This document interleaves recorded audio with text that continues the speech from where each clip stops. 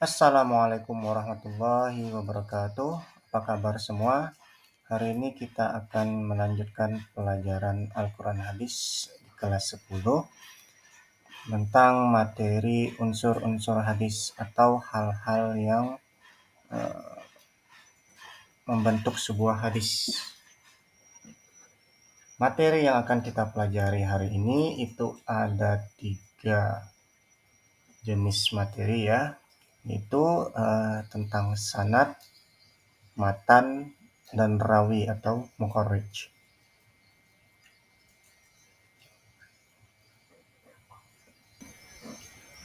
Baiklah, kita akan langsung mulai saja. A'udzubillahi minasyaitonirrajim. Bismillahirrahmanirrahim. Alhamdulillahirabbil alamin. Assalatu wassalamu ala asyrafil anbiya'i wal mursalin.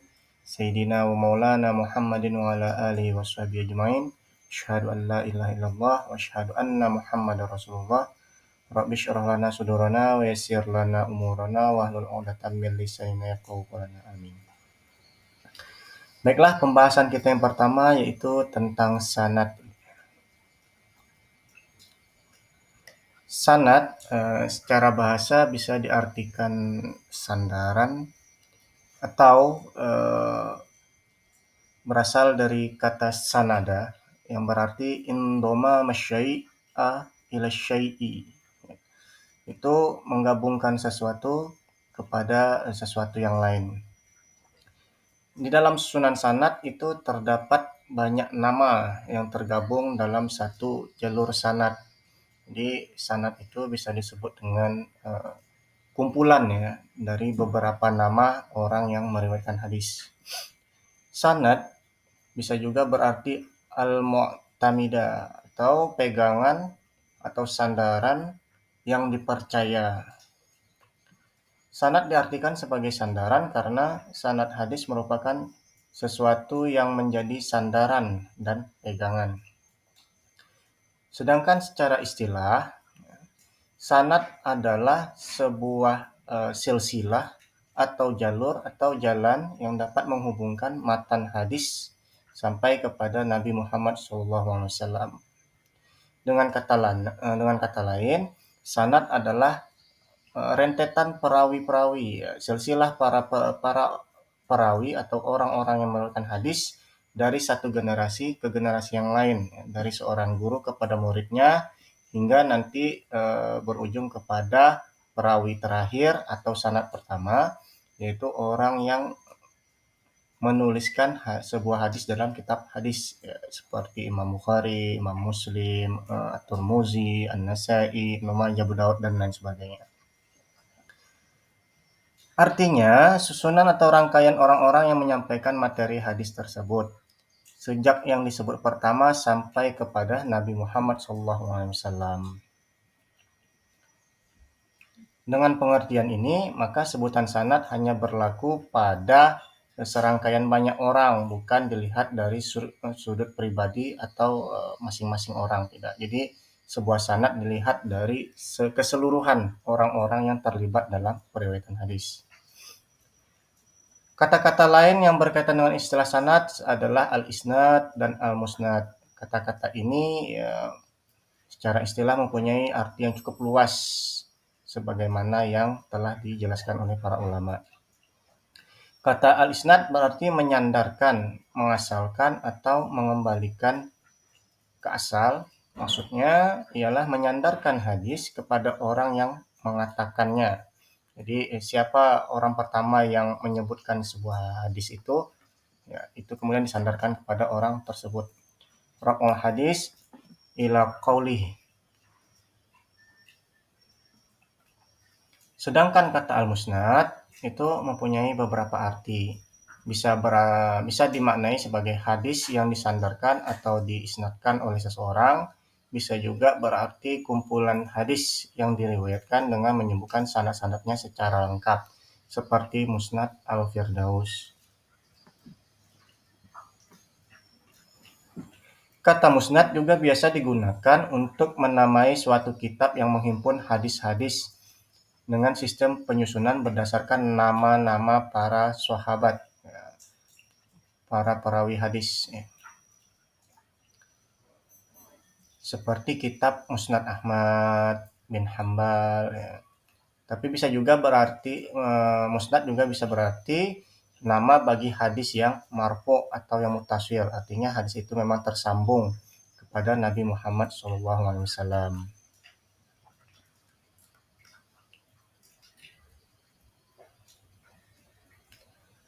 Jadi kalau kita melihat daripada rangkaian sanad, nanti kita akan mengetahui ya, yang mana rawi pertama dan yang mana sanad terakhir dan mana sanad pertama dan rawi terakhir.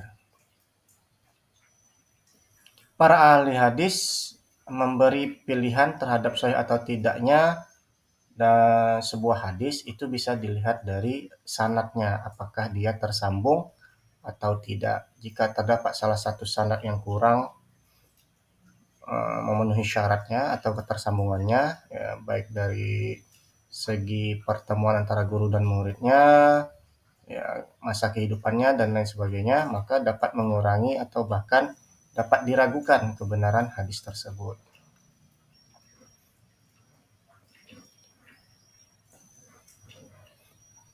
Nah, ini adalah contoh dari sanad ya, kata-kata yang berbaris tebal.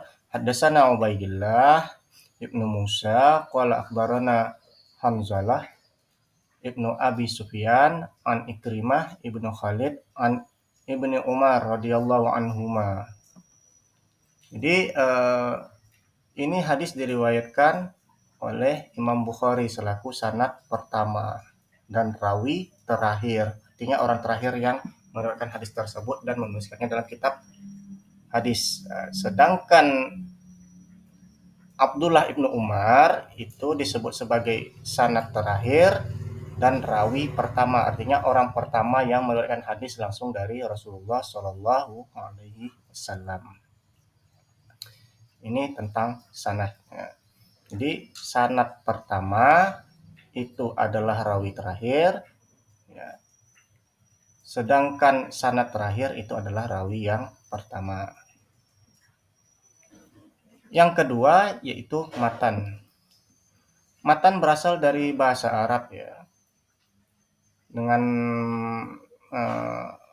terdiri dari 3 huruf, mim, ta, dan nun, dengan makna ma saluba wa irtafa'a minal ard, artinya tanah yang meninggi atau gundukan tanah yang agak tinggi, atau punggung jalan atau bagian tanah yang keras dan menonjol ke atas, ya, gundukan seperti itu. Secara istilah, matan adalah informasi, redaksi, kabar, ataupun isi ya, dari hadis yang memuat baik dari segi perkataan, perbuatan maupun takrir Nabi Muhammad SAW. Matan ini adalah inti dari apa yang dimaksud dalam sebuah hadis. Jadi rangkaian sanad tadi itu tujuannya untuk mengungkapkan informasi yang telah didapatkan dari Nabi Muhammad SAW.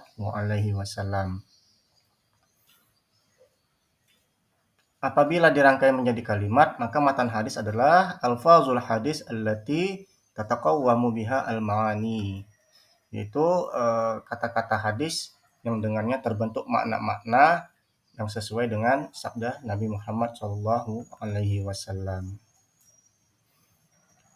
Matan hadis sendiri itu terdiri dari 2 elemen, yaitu teks atau lafaz dan makna. Jadi ada kata-katanya, ada lafaznya, dan ada juga maknanya. Jadi hadis itu bisa diriwayatkan secara lafzi, secara lafaznya, ataupun diriwayatkan secara maknawi. Perbedaannya di mana? Kalau secara lafzi berarti lafaznya itu sama persis dengan apa yang dikatakan oleh Rasulullah SAW. Tapi ada juga beberapa hadis yang diriwayatkan secara maknawi. Secara maknawi ini artinya lafaznya berbeda tapi maknanya tetap sama sesuai dengan apa yang pernah disampaikan oleh Nabi Muhammad SAW. Sehingga unsur-unsur yang harus dipenuhi oleh suatu matan hadis yang sahih yaitu dia adamul illah wal adamus syaz ya. Tidak ada kejanggalan maupun tidak ada kecacatan di sana. nanti akan kita pelajari dari materi hadis secara kualitas maupun kuantitas, syarat-syarat hadis sahih.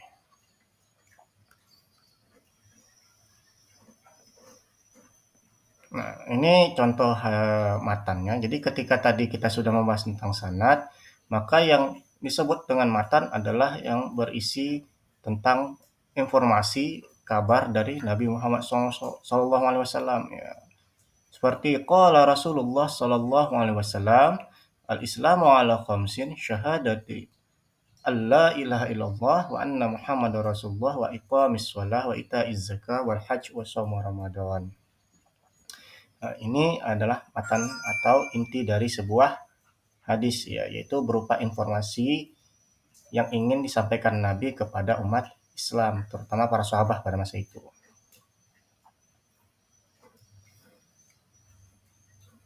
Nah, di samping itu, ya, untuk meneliti, ya, kebenaran sebuah hadis atau kesohihan sebuah hadis, maka ulama mengadakan penelitian terhadap sanad dan matan hadis.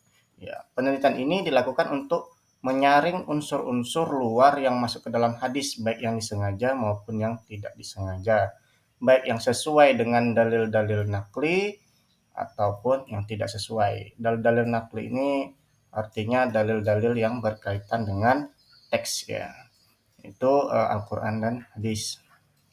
Maka dengan penelitian terhadap kedua unsur hadis di atas, hadis-hadis, ya, yang benar-benar berasal dari Nabi itu bisa terhindar dari tambahan-tambahan, dari karangan-karangan dan lain sebagainya yang bisa saja termasuk ketika menyampaikan sebuah hadis dari seseorang, seperti itu, dari para perawi hadis. Faktor yang paling utama urgensinya atau keperluannya untuk melakukan penelitian ini yaitu pertama karena beredarnya hadis palsu pada kalangan masyarakat. Ya, ini yang paling marak terjadi itu ketika Fitnatul Kubro, ya, antara peperangan Ali dan Muawiyah, pendukung Ali dan pendukung Muawiyah. Ini banyak sekali beredar hadis-hadis palsu. Kedua, hadis-hadis tidak ditulis secara resmi pada masa Rasulullah SAW. Karena pada sejarah pengembangan hadis kemarin yang sudah kita bahas, pada masa itu Nabi pernah melarang, ya, la taktubu anni faman kataba anni ghairal qur'ani falyamhu. Ya, itu ada larangan untuk menulis hadis karena takutnya nanti tercampur dengan tulisan Al-Quran, seperti itu. Akan tetapi setelah Al-Quran dibukukan pada masa Utsman, maka pada era tabi'in ini penulisan hadis sudah mulai marak terjadi, ya. Hingga puncaknya pada abad kedua Hijriah, di mana Imam Bukhari melakukan penelitian hadis dengan menuliskan 5 syarat dari hadis sahih. Berikutnya kita akan membahas tentang rawi, ya. Kata rawi ini memiliki makna orang yang meriwayatkan atau memberitakan suatu hadis. Artinya orang yang menyampaikan hadis yang ia terima dari gurunya kemudian disampaikan kepada orang lain yang menjadi muridnya melalui sigoh tahammul wal ada. Ya, tahammul wal ada ini sigohnya itu, ya, lafaznya itu seperti haddatsana, akhbarona. Orang-orang yang menerima hadis kemudian mengumpulkannya ke dalam suatu kitab. Nah, ini para perawi terakhir, ya, yang dituliskannya kepada suatu kitab dan digelar sebagai perawi hadis atau rawi terakhir atau mukharrij, ya, orang-orang yang mengumpulkan hadis dalam sebuah kitab. Perawi ini juga bisa disebut dengan mudawwin atau orang-orang yang menuliskan hadis. Sedangkan orang-orang yang menerima hadis dan hanya menyampaikannya kepada orang lain tanpa menuliskannya dalam sebuah kitab, ya, ini disebut dalam sanad hadis, ya. Jadi istilah rawi yang kita kenal pada masa sekarang ini itu biasanya diarahkan atau lebih dominan kepada orang-orang yang menuliskan hadis dalam sebuah kitab hadis atau yang kita kenal dengan ulama hadis, ya. Setiap sanad adalah perawi. Jadi orang-orang yang terlibat disebutkan dalam sanad itu perawi ya, pada setiap tingkatannya atau tabaqah. Baik dari tabaqah pertama dari sahabat, tabi'in, tabi'in ya. Tapi tidak setiap perawi disebut dalam sanad hadis karena ada perawi yang langsung membukukannya seperti Imam Bukhari, Imam Muslim, Imam At-Tirmidzi ya. Itu dia tidak disebutkan dalam sanad hadis karena dia menuliskan hadis. Makanya nanti ada istilah haddatsana fulan bin fulan, berarti ada orang yang menyampaikan hadis kepada perawi terakhirnya ya, kepada orang yang menulis kitab hadis. Jadi nama Imam Bukhari, nama Imam Muslim itu tidak ditulis lagi dalam sanad hadis. Pada silsilah sanad, yang disebut sanad pertama adalah orang yang langsung menyampaikan hadis tersebut kepada penerimanya. Sedangkan pada rawi, yang disebut rawi pertama adalah orang yang pertama kali mendapatkannya dari Rasulullah SAW atau yang kita kenal dengan sebutan sahabat. Dengan demikian, penyebutan silsilah antara kedua istilah ini, sanad dan rawi itu berlaku kebalikannya.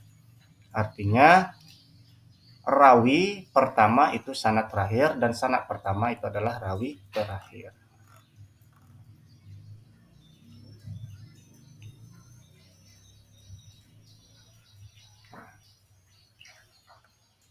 Berikutnya, syarat-syarat rawi. Rawi adalah orang yang memindahkan hadis dari seorang guru, yang menyampaikan hadis dari seorang guru kepada orang lain dengan membukukannya ke dalam sebuah kitab hadis. Nah, ini mereka punya syarat-syarat tertentu ya agar hadis tersebut bisa diterima kebenarannya.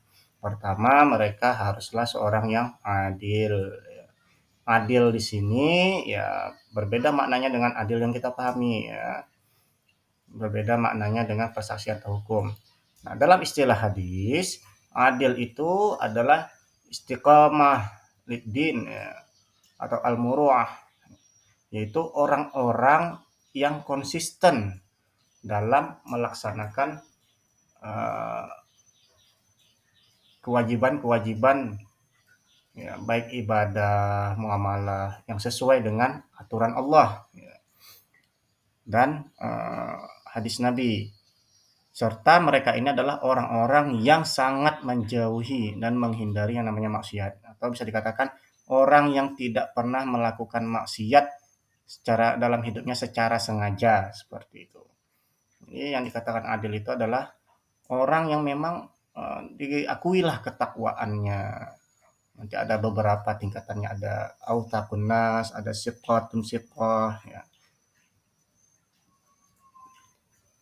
Sedangkan al-muru'ah adalah orang-orang yang memiliki akhlak yang terpuji dan menghindarkan dirinya dari perbuatan-perbuatan tercela, apalagi yang berkaitan dengan zolim. Dan khusus pada ilmu hadis, ya penyampaian hadis atau rawi hadis, ini adalah sifat bohong atau atau suka mengarang sesuatu. Ini tidak boleh ada pada seorang perawi hadis. Karena kalau sekali saja ketahuan bohong, maka dia sudah dinilai dhaif oleh para ulama.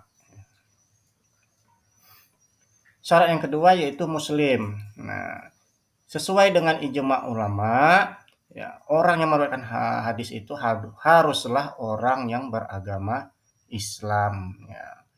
Kalau orang itu tidak beragama Islam, maka periwayatan hadisnya itu tidak diakui atau ditinggalkan. Berikutnya dia harus balik, ya, berakal, tidak pernah melakukan perbuatan dosa besar, ya, menjauhi dosa-dosa kecil, dan yang paling penting itu dia dobit. Ya, nanti akan kita bahas apa itu dobit pada pembahasan hadis dari segi kualitas. Adapun orang-orang yang terkenal ya, ulama-ulama yang terkenal dalam periwayatan hadis atau rawi hadis ini atau mukharrij hadis ini, antaranya Imam Bukhari, Imam Muslim, ya, At-Tirmidzi, Abu Daud, Ibnu Majah, An-Nasa'i. Ini biasanya mereka disebut dalam kutubut sittah ya, atau 6 kitab hadis rujukan ulama hadis.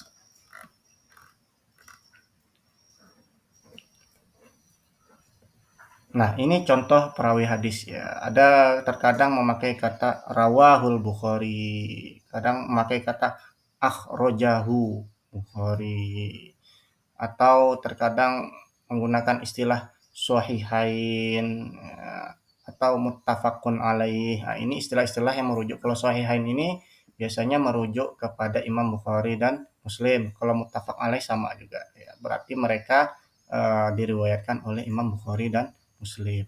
Nah, masing-masing unsur hadis ini mereka memiliki ciri khasnya sendiri ya. Ciri khas dari sanad itu dia memuat sebuah tahammul wal adanya, seperti kata haddasana, akhbarona, sami'na, ya, sami'tu, ra'aitu, ra'aina, seperti itu. Dan ciri khas dari sanad itu adalah dia memuat nama orang ya. Nah, lafaz tahammul wal ada yang paling sering digunakan dan paling sering kita temui itu biasanya kata an ya. An Ikrimah, an Ibnu Umar. Nah, ini an ini adalah ciri khas dari sebuah sanad ya. Jadi ketika an kemudian disebutkan nama orangnya, belum ada lagi kata-kata Rasulullah Shallallahu Alaihi Wasallamnya, maka dia masih termasuk sanad seperti itu. Jadi untuk mengenali sanad kita harus melihat nih, ada kata lafaz tahammul wal adanya tidak, terus ada nama orangnya tidak. Nah, ketika masih ada nama orang, ada lafaz tahammul wal ada dan diikuti dengan nama orang, berarti dia masih termasuk sanad hingga nanti disebutkan kata-kata Rasulullah Shallallahu Alaihi Wasallam. Nah, ketika muncul kata Rasulullah SAW atau qala Rasulullah SAW, itu artinya kita sudah masuk ke matan hadis. Nah, jadi untuk mengetahui ciri khas dari matan hadis ya, untuk mengetahui kita sudah masuk masa matan hadis atau tidak, maka kita akan melihat kata qala ya. Setelah kata qala itu biasanya tidak ada lagi nama perawi hadisnya ya, nama orangnya tidak ada lagi. Maka itu sudah termasuk pada matan hadis ya. Contohnya an Ibnu Umar radhiyallahu anhuma qala. Maka setelah kata qala itu ada kata Rasulullah. Qala Rasulullah SAW, berarti ini kita sudah masuk kepada matan hadis. Apa matan hadisnya? Bunyal Islam ala khomsin syahadati alla ilaha illallah ila akhirih. Ya. Ini sudah termasuk matan hadisnya. Sedangkan rawinya ini bisa kita ketahui dari akhir hadis tersebut. Biasanya disebutkan di situ ada kata rawahul Bukhari ya, seperti yang disebutkan tadi. Atau dalam beberapa literasi ya, seperti di website ya, yang menampilkan yang mengumpulkan kitab hadis itu biasanya perawi hadis ini hanya disebutkan nama kitabnya. Nah, jadi orang yang menulis kitab hadis itu disebut dengan rawi hadis atau mukharrij hadis. Nah, itu ciri khasnya di sana. Baiklah, hanya ini yang dapat saya sampaikan. Kalau ada kesalahan, silakan dikoreksi pada kolom komentar. Semoga kita bisa lebih giat dalam mempelajari ya, ilmu-ilmu agama, dan Allah memberikan hidayah kepada kita semua. Saya tutup. Subhanakallahumma wa bihamdika asyhadu an la ilaha illa anta astaghfiruka wa atubu ilaik. Walhamdulillahirabbil alamin. Wassalamualaikum warahmatullahi wabarakatuh.